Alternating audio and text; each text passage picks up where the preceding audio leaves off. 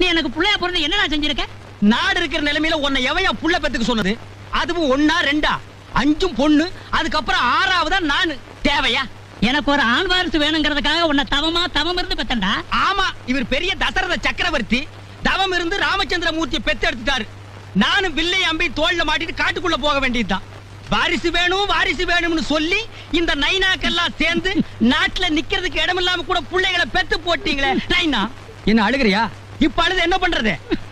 இந்த அழுகைய ஒவ்வொரு நைனாவும் கல்யாணத்துக்கு முன்னால அழுதுருக்கணும். அட்லீஸ்ட் புள்ள பெத்துக்கிறதுக்கு முன்னாலேயாச்சும் அழுதுருக்கணும். நைனா, ஏய், உனக்கு எனக்கு இவ்வளவு தூரம் ஆனதுக்கு அப்புறம் நீ எனக்கு புள்ளையும் இல்ல, நான் உனக்கு அப்பனும் இல்ல. போடா வெளியே. ஐயலக்கா, ஐயா. அதை ஏன்டா உதைக்கிற? உங்க இஷ்டத்துக்கு புள்ளைய பெத்துக்குவீங்க. உங்களுக்கு வெறுப்பு வரும்போதெல்லாம் நான் உனக்கு அப்ப இல்ல போடா வெளியேம்பீங்க. அப்புறம் இந்த புள்ளைய நாடு காப்பாத்தணும். ஏன்னா எவன் புள்ள பெத்து போட்டாலும் காப்பாத்துறதுக்கு இடிச்சவா நாடு பாரு.